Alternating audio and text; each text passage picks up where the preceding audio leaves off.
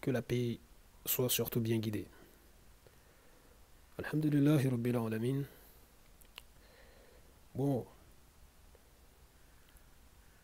en voyant sur Internet une publication où vous avez des gens qui font des appels aux dons pour envoyer une personne à la Mecque faire le pèlerinage. Parce que pour eux, cette personne mérite largement d'y aller. En voyant ça, en fait, déjà, je me suis dit, mais par quel moyen? Ces gens ne comprennent toujours pas que ce que nous utilisons là, les euros, les dollars, ces soi-disant monnaies, ce n'est pas bon du tout. Vous voyez, si on en fait usage, il faut quand même garder à l'esprit qu'il faut absolument qu'on sorte de ça. Mais vu qu'on n'a pas encore, je veux dire, d'autres moyens, Allah est plus sachant, bah, on fait usage, mais tout en gardant à l'esprit et en rappelant qu'il faut absolument qu'on sorte de ces soi-disant monnaies, qu'on revient à des vraies monnaies, à des choses qu'on peut prendre comme des monnaies.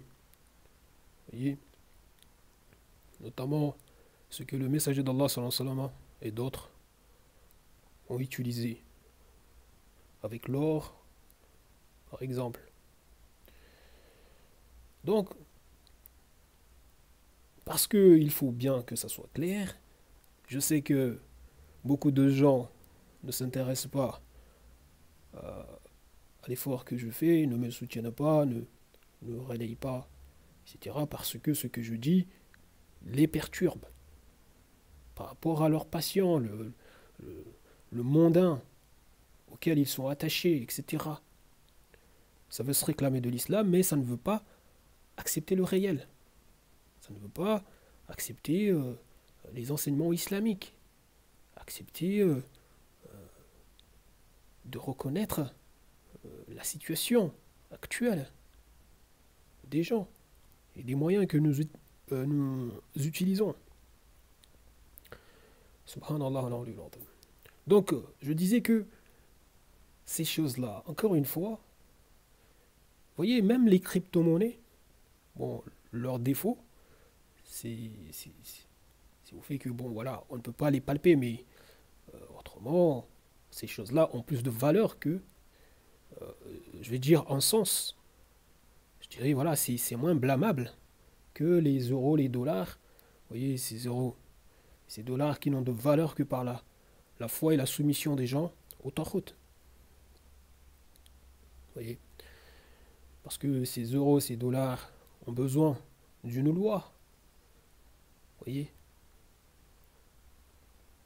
donc, pour être considéré comme être de la monnaie, de la richesse, vous voyez le Taghut qui vient là à décréter que c'est de la richesse et les gens disent c'est de la richesse. Subhanallah. C'est. Aïe, aïe, aïe. Alors que par exemple les crypto-monnaies, imaginez par exemple que je viens là à inventer une crypto-monnaie qu'on va appeler par exemple Amircoin, par exemple Amircoin. Donc, on va dire que un Amircoin, ça vaut un MO quoi, de connexion à Internet par exemple. Un MO de connexion à Internet. Bon, je ne rentre pas sur les affaires de blockchain, tout ça, donc je vous donne juste cet exemple-là par exemple. Donc, avec ça, par exemple, on peut très facilement faire des échanges.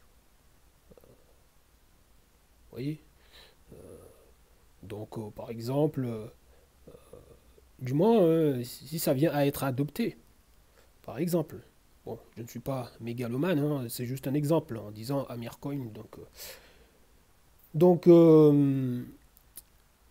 là, par exemple, voilà, vous allez, sachant que, par exemple, les gens ont envie, par exemple, de se connecter à Internet, vous voulez acheter telle chose, bah, vous leur proposez tel volume, en fait, de connexion à Internet, en échange du produit que vous voulez. Oui. Donc, mais ces soi-disant monnaies-là, les euros, les dollars, qui n'ont de valeur que par la soumission et la foi des gens autour en route, ça, franchement, c'est vraiment, c'est leur sens.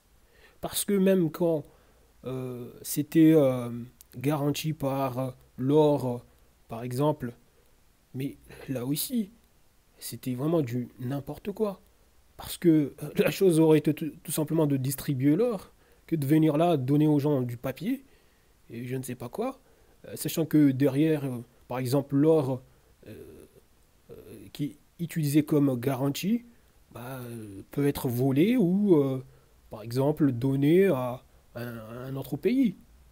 Vous voyez, par exemple, Sarkozy qui avait donné aux Américains l'or de la France, si je me rappelle bien, en fait, c'était ça. Donc, voilà. Et puis, par exemple, on vient là à émettre tel volume en fait de billets, par exemple, en se disant bon voilà, euh, c'est par rapport à la quantité d'or à disposition. Donc, et ce volume-là va circuler. Mais qu'est-ce qui vous dit que, par exemple, cet or en fait qui garantit ce volume, je peux que cet or derrière soit voilà, soit volé, en fait une partie en fait soit volée et vous voyez, ou bien même voilà, je sais pas moi, tout ce qui peut se passer. Donc en plus là de venir là créer entre guillemets de la richesse parce que ces billets là en étant distribués comme ça circule comme étant de la richesse, comme étant de la richesse. Et en plus, ce qu'il y a, c'est que quand ça vient là à, à produire, à émettre encore plus de, de billets, par exemple, à dépasser largement, en fait, par rapport, comment je peux dire ça, par rapport au cours de l'or, par exemple, à dépasser le volume, en fait, d'or, en fait, en stock,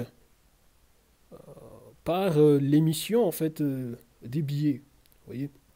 Par exemple, aller à 200% par rapport à ce qui est dans les coffres. Vous voyez, produire une quantité, un volume de billets qui dépasse justement les 200% en fait du volume en or en fait à disposition.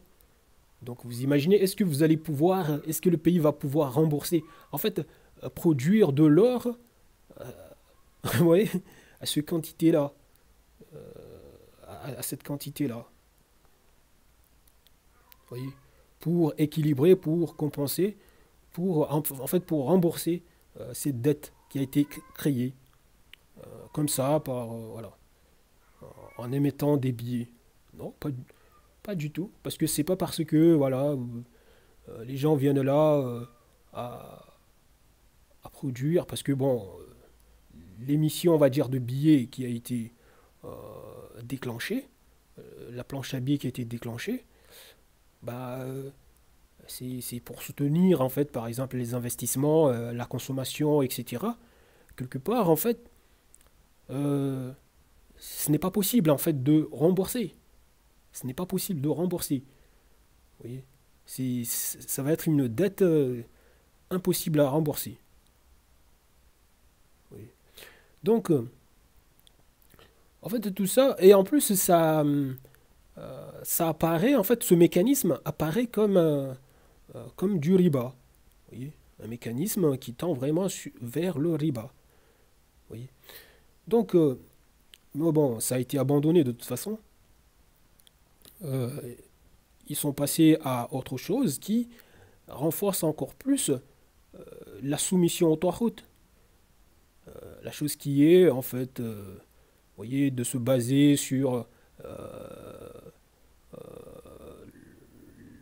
comment on peut dire ça, sur le produit national brut, etc.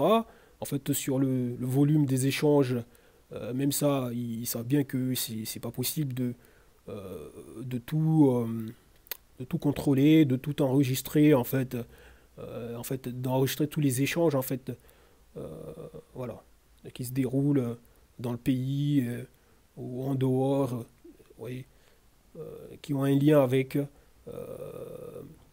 les, comment est-ce que je veux dire, hum,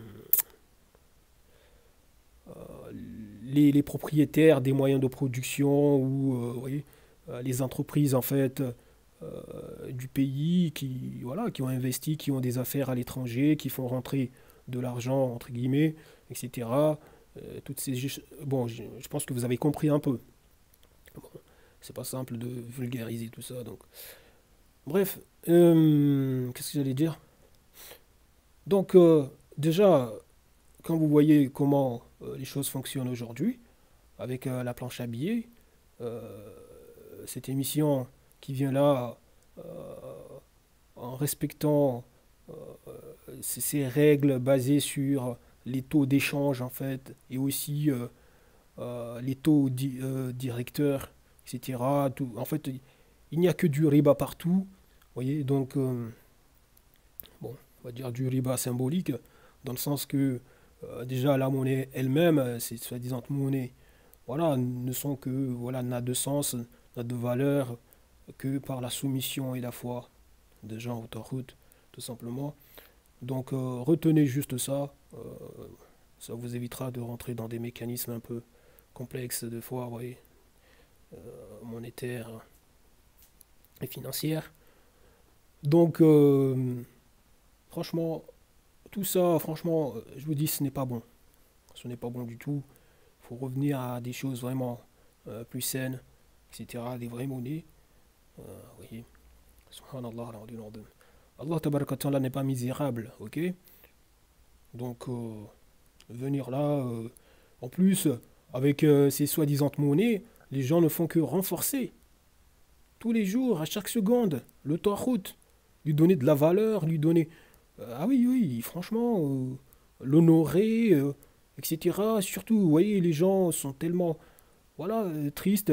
Récemment, il y a une personne, par exemple, qui avait immolé apparemment euh, euh, un agent bancaire et tout. C'était à Marseille, là, je crois. Ouais, donc cette personne, cette femme avait mis le feu à cette personne parce que, bon, sa prime de Noël tardait en fait. Apparemment, je sais pas, elle n'avait pas reçu sa prime de Noël, donc la faute, elle l'a jetée sur son, voilà, son, comment on appelle ça, son directeur financier. Donc voilà. Oui, les gens ont mis tellement le cœur là-dedans, sur ces billets. Ça pleure pour ça, ça exploite, ça torture, ça vole, ça fait plein de choses pour ça. En plus, bon, quand on voit déjà tout ce qu'il y a dessus comme motif, vous voyez les images d'êtres vivants, vous voyez les femmes, vous pouvez trouver voilà, d'hommes et tout, vous pouvez trouver plein de choses là, voilà, là-dessus. Et beaucoup de gens ferment les yeux sur tout ça, vous voyez. Subhanallah, la hawla wa la quwwata illa billah. Donc moi, je suis complètement, on va dire, en fait, je ne me reconnais pas dans cette communauté là aujourd'hui, vous voyez. Je ne me reconnais pas du tout. Oui. Donc, euh, je fais mes fautes aussi, hein, comme tout le monde, mais franchement, voilà, qu'Allah me guide hein, et vous guide aussi, hein, franchement. Mais quand j'observe les choses, je vois l'attitude des gens, je vois des gens irresponsables. Oui, par rapport à ce qu'il y a dans les enseignements islamiques, je trouve que beaucoup de gens, la masse, voilà, les gens se montrent irresponsables. Il y a beaucoup de faux espoirs d'eau nourrie, etc. Subhanallah, la hawla wa la quwwata illa billahi al-ali al-azim. Et bon, les gens préfèrent suivre des gens qui vont leur parler de Bassem Braki, toutes les conneries qu'il peut faire tous les jours. En fait, voilà, des gens qui viennent là voilà, les tromper sur l'islam, etc. Ouais, ces soi-disant imams de la République qui viennent là, en plus des youtubeurs qui racontent n'importe quoi. Vous voyez, par exemple, il y a un autre là qui officie à une mosquée, je sais pas, appelée mosquée Aïcha. Vous voyez, ce gars-là, bah, est-ce qu'il s'est excusé en fait de sa prise de position en faveur de Tariq Ramadan, hein? Parce qu'il était venu là dire tout et n'importe quoi, vous voyez, pour défendre Tariq Ramadan. Euh, vous voyez. Donc le gars, il est encore là, il officie comme imam et tout, etc. Vous voyez. Donc et ces personnes sont suivies comme pas possible. La hawla wa la quwwata illa billahi al-ali al-azim. C'est complètement dingue. Bref. Euh, Wallah al-azim, ça manque de maturité dans cette communauté. Ça manque énormément de maturité. Ça manque de sens de responsabilité. Il y a beaucoup de gaspillage. Ça vient là avec, voilà, il faut construire des puits, je ne sais où. Il y a plein d'associations, soi-disant, caritatives, islamiques, entre guillemets. Mais vous utilisez quels moyens, hein, les gens? Subhanallah, il faut chercher à purifier nos biens avant de même de les donner. Vous voyez? Avant même de faire voilà, des dons, etc. Pour éviter voilà, de gaspiller de l'énergie pour rien, des moyens pour rien. Vous voyez? Il ne faut pas se comporter comme une personne qui vient là, pendant le mois de Ramadan par exemple, va se mettre à soi-disant jeûner, mais ça fait n'importe quoi. En fait, ça annule son jeûne toute la journée. Bon, ça fait n'importe quoi. En fait, ça fait des choses qui annulent le jeûne. Mais arrivé le soir, en début de soirée, bah, la personne voilà, s'est cru toujours voilà, être en jeûne, donc ça va rompre entre guillemets son jeûne alors que c'était déjà rompu depuis en fait. Donc la personne va quitter le mois de Ramadan, par exemple, en pensant avoir jeûné alors que voilà, c'était juste laissé mourir de faim toute la journée. Vous voyez. C'était juste. En fait, la personne n'aura fait tout simplement voilà, qu'un régime. C'est tout. Par exemple, la personne ne faisait pas la prière. Vous voyez. Ne priait pas pendant tout ce mois. Donc, voilà, et ça venait là, soi-disant, à jeûner et tout, etc. Donc, il faut bien réfléchir. Il faut bien réfléchir, les gens. Donc, quand on voit tout ce qui est pris, non, mais franchement, moi, je ne me reconnais pas du tout. Voilà, des fois, là, ouais, je viens, je dis, j'accompagne des gens, voilà, ici et là, mais je ne me vois pas du tout, je ne me reconnais pas dans leurs trucs, etc. Vous voyez, c'est comme pour les calendriers des heures de prière, par exemple. Voir la masse, s'abandonner à ça, ne pas du tout chercher à sortir de ça, ne pas suivre les choses en temps réel, en fait. Ah oui, ça n'a plus la force de regarder le ciel, en fait, tous les jours, de regarder voilà, les choses en temps réel. Non, non. Ça veut regarder sa montre et son calendrier. Voilà. Fonctionner comme des ignorants tous les jours. Vous voyez. Des gens sont venus là leur enregistrer des soi-disant heures de prière. Ils ont tout un calendrier, voilà, toute une année, 2 ans, 3 ans, voilà. Les gens ne font que ça. Vous voyez, ce calendrier de prédiction, les gens sont dans la prédiction, donc ils ne suivent que ça, bon, voilà, etc. Euh, Subhanallah, al-azim.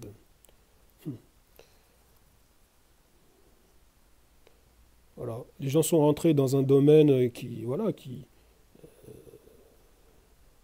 est réservé à Allah tabaraka wa ta'ala. Voyez. Je vous dis, c'est vraiment, c'est une tentation, cette chose-là. C'est une tentation. Oui. C'est à l'image de la météo. Quand les gens viennent là à dire à demain, à 13 heures, il va pleuvoir, etc. La hawla wa la quwwata illa billahi al-aliyyil azim. Je vous dis, c'est une tentation. Parce que même si à 13 heures, voilà, on voit le lendemain, à 13 heures, voilà, il pleut, mais c'est une tentation. Donc on n'a pas à rentrer dans ça. Oui. Malheureusement, bon. Ça suit tellement la passion et ça se dit d'Allah tabaraka wa ta'ala, ça dit suivre le Coran et la Sunna. Les gens, franchement, ça fait de la peine. Et moi, je n'ose même pas faire la prière de Dhuhr, de l'Asr, vous voyez, avec des gens comme ça, voilà. Si, voilà, la prière de Maghrib, je vais me dire, bon, ces gens, quand ils voient le soleil se coucher, bah, ils ne peuvent pas faire autrement, quoi. Vous voyez, donc, même si ça vient là à suivre leur calendrier, bon, voilà, je me dis, bon, là, peut-être, voilà, je peux prier avec eux, tout ça, mais même là, ça me dégoûte parce que je me dis, voilà, ces gens suivent, voilà, leur calendrier, quoi. Subhanallah, leur calendrier de prédiction. La hawla wa la quwwata illa billahi al-aliyyil azim. Ah, franchement. Mais bon, qu'est-ce que vous voulez? Quand vous voyez déjà que des choses toutes simples, des démonstrations, vous voyez, montrant la manière dont le Coran est organisé, montrant des choses, vous voyez, des signes d'Allah tabaraka wa ta'ala, montrant que l'islam c'est la vérité. Déjà, ils sont incapables de comprendre ça, de voir ça, alors que c'est une évidence, c'est- c'est- c'est- c'est du A plus B qui est égal à B, mais si- mais bon, qu'est-ce que vous voulez, quand les gens se montrent de mauvaise foi, ils ne comprennent rien, ça vient là, et tous les jours ça s'abandonne à plein de choses, à plein de choses. Oui, c'est comme pour les contrats d'assurance là. Je vois des gens qui se vantent avec plein de voitures et tout ça, mais je me dis, mais si vous ferez mieux d'aller à pied, quoi. Parce que si vous prenez tout ça, en plus avec tous les contrats d'assurance, entre guillemets, que vous prenez, franchement, faut vous réveiller les gens. Il faut réduire, quoi. Il faut chercher à réduire, en fait, l'abandon au système, quoi, en fait, dans votre vie, dans vos actes d'adoration, etc. Voilà. Les gens, ils prennent plein de trucs comme ça, oui. Déjà, rien que le nom, je vous ai dit rien que le nom, contrat d'assurance, assurance. Mais subhanallah, ces gens, venir là se mettre voilà, à l'égal d'Allah, se mettre, vous voyez, c'est complètement dingue. Vous voyez, c'est un contrat, voilà, qui vous dit, ne vous inquiétez pas, soyez rassurés, vous êtes assurés. Voilà.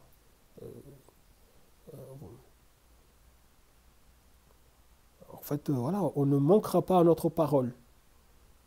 Vous voyez, subhanallah. Mais quel pouvoir ces gens ont pour s'autoriser à... Mais c'est tout ça, c'est la patience qui fait que, bon, la peur, en fait, de perdre des biens, de perdre la richesse, qui pousse les gens, voilà, à s'inviter les uns les autres à tout ça, à s'obliger les uns les autres à tout ça, à prendre tout ça, etc. À prendre tout ça aussi. Et ces contrats-là, je vous dis rien que le nom.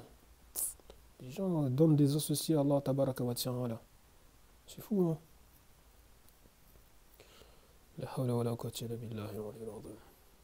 Quelle part les gens ont voilà, dans l'organisation de la nature, etc., de la destinée des choses, etc. Les choses ne sont que par la permission d'Allah, tabaraka wa ta'ala, par la volonté et la permission d'Allah, tabaraka wa ta'ala. Les gens, ça vient là avec ces contrats-là, et vous voyez plein de gens qui se réclament de l'islam vont prendre plein de trucs comme ça. Oui. Quand tu prends pour la maison, parce que tu te dis, bon, voilà, tant que tu es là, on t'oblige et tout, etc. Après, tu sais pas si Allah, tabaraka wa ta'ala, agrée déjà ça ou pas. Parce que tu vas te dire que c'est la contrainte, donc voilà, tu vas prendre ça. Peut-être que tu peux mener ta vie autrement, hein. Tu peux ne pas vivre dans cette maison-là, je sais pas moi, partir dans la forêt, je ne sais pas. Euh, j'en sais rien, moi. Aller vivre dans une tente, j'en sais rien. Bref. La hawla wa la quwwata illa billahi al-aliyyil azim. Donc, et oui, tout ça parce que ça ne veut pas perdre de la richesse, ça a peur de. Donc, du coup, et oui. Moi, devant tout ça, là, c'est pour cela que je dis, je ne me reconnais pas, en fait, dans la soi-disant communauté musulmane d'aujourd'hui. Et je ne me reconnais pas du tout là-dedans. Voilà. On va dire, bon, je suis marginal, quoi. Voilà. Par rapport à tout ce monde, je- voilà. Parce que je trouve que les gens, en fait, s'éloignent énormément de l'islam. Tout en se disant musulmans, tout en croyant. En plus, il y en a même qui osent me traiter d'égaré, de takfiri, de khawarij, de tout ça. Alors que ces gens sont noyés de la tête aux pieds dans des shirks, dans des koufrs, ils s'y abandonnent pleinement. Ils se complaisent là-dedans, ils ont plein de trucs, ils ont même du business et du business. Vous voyez? Plein de, voilà, et ça a des entreprises, ça. Vous voyez? Donc ça paye plein de trucs. Parce que quand vous ouvrez une entreprise, ben, vous avez plein de trucs à régler, ça vous le savez. Déjà au niveau de l'abandon par rapport à la législation, là, ne parlons pas du financement, vous voyez, tous les taxes, les impôts, les patentes, les je ne sais pas quoi, tout ce qu'il y a à régler. Vous voyez, au niveau des cotisations sociales et tout, etc. Toutes ces... Vous abandonnez déjà au code civil, vous voyez, tout ce qu'il y a là, et le code du travail, des choses qui contredisent les enseignements islamiques, plein de trucs. On vous impose plein de trucs qui contredisent l'islam et tout. Bah, mais bon, voilà, c'est le monde, hein, c'est la dunya. Bon, faut y aller, hein. Ah, qu'est-ce que tu veux, hein. Il faut bien vivre, il faut bien nourrir sa famille. Allah, il a dit, les biens et les enfants sont, voilà, sont de l'ornement de ce monde. Mais les bonnes œuvres, tout ça, les hasanat, ça c'est, c'est ce qui compte, hein, pour demain, hein. Donc il faut bien réfléchir. La hawla wa la quwwata illa billahi al-aliyyil azim. Subhanallah. Bon, je vais m'arrêter là. J'espère que vous avez compris. Bref, je vous dis salam.